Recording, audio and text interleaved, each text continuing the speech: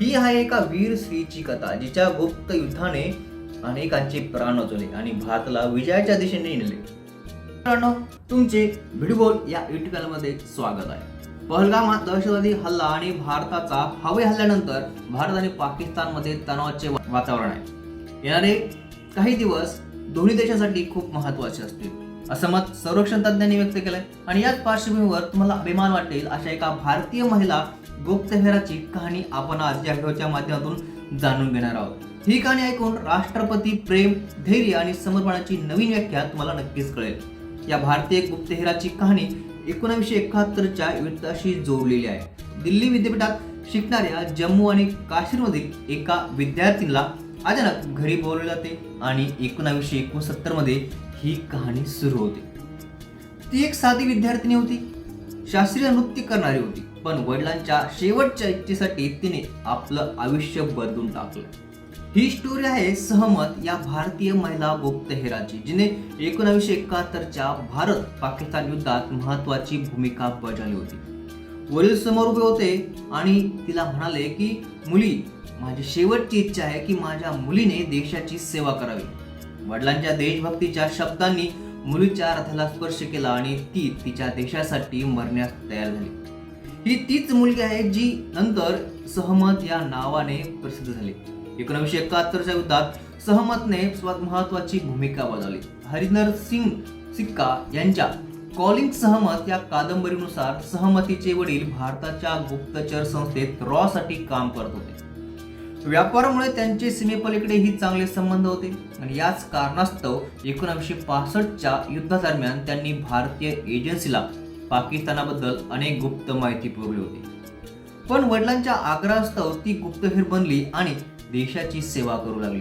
सहमतला पहिल्यांदाच पाकिस्तानला एका मोहिमेवर पाठवले.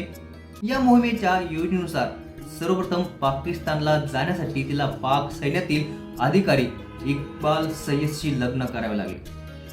पाकिस्तानात जाऊन एक लष्करी अधिकाऱ्यांशी विवाह केला, त्याच्या घरी राहिली, त्याच्या घरच्यांचा विश्वास संपादन केला आणि सगळं केवळ एकाच उद्देशाने, भारतासाठी गुप्त माहिती मिळवण्यासाठी. जम्मू काश्मीरची सहमत दिल्ली विद्यापीठात शिकत असताना तिच्या वडिलांनी तिला घरी बोलवले. स्वतः रॉ मध्ये कार्यरत असलेले वडील आजारपणामुळे शेवटच्या टप्प्यावर होते आणि देशसेवेची जबाबदारी त्यांनी आपल्या मुलीवर सोपवली होती. वडिलांच्या भावना आणि देशभक्तीपुढे सहमत झुकली आणि एका धाडसी मिशनसाठी पाकिस्तानात जाण्याची तयारी देखील दर्शवली. सहमतचं लग्न पाकिस्तानच्या लष्करी अधिकाऱ्यांशी करण्यात आलं. इक्बाल सय्यद नावाच्या या अधिकाऱ्याच्या माध्यमातून सहमतला पाकिस्तानी लष्करातील हालचालींची माहिती मिळू लागली. ती मोर्स कोडद्वारे भारतात संदेश पाठवत असे आणि संगीत आणि नृत्य कलेमुळे ती सैन्य अधिकाऱ्यांच्या मुलांचं मन जिंकलं.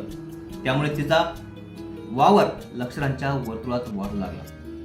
सहमतकडून मिळालेल्या माहितीच्या आधारावर भारताने पाकिस्तानच्या PNS गाझी पानहुडीचा ठाव घेतला आणि विशाखापट्टणमच्या किनाऱ्यावर तिचं निर्दालन केलं. ही घटना 1971च्या युद्धात एक मोठा रणनीतिक विजय ठरला. युद्धाचा पवित्रा भारताच्या बाजूने झुकण्यास सहमतीच्या माहितीचा मोठा वाटा होता. मिशन जवळजवळ पूर्ण झाल्यानंतर सहमतवर संशय घेणारा अब्दुल्ला तिनेच गाडीने चिडून मारले. इक्बालला सत्य समजतात त्याचाही मृत्यू झाला आणि सहमत गर्भवती होती आणि या अवस्थेतच ती भारतात परतली. तिने उर्वरित आयुष्य गुप्ततेत पंजाबमधील मालेर कोटला येथे शांततेने व्यतीत केलं. सहमतच्या पहिल्या प्रेमाला तिचं सत्य समजल्यावरही त्याने तिच्या मुलाला आपला मुलगा मानून वाढवलं. तोच मुलगा पुढे भारतीय लष्करात अधिकारी देखील झाला. सहमतच्या निधनानंतर तिची ओळख अनेक वर्ष गुप्त ठेवण्यात आली. याचं कारण होतं की देशासाठी दिलेल्या त्यागामुळे आणि तिच्या कुटुंबाच्या सुरक्षेसाठी ही माहिती गुप्त ठेवण्यात आली होती. देशासाठी सर्वच अर्पण करणारा ही शूर देशभक्त आणि भारतीय गुप्तहेर 2018 मध्ये मरण पावली.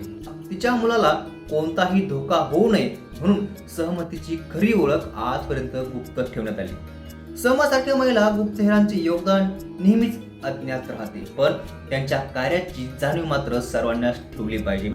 मित्रांनो, तुम्हाला या सहमतच्या धाडसी निर्णयाबद्दल तुम्हाला काय वाटतं नक्की कमेंट करून सांगा आणि असेच माहितीपूर्ण व्हिडिओ बघण्यासाठी चॅनल सबस्क्राईब करायला अजिबात विसरू नका.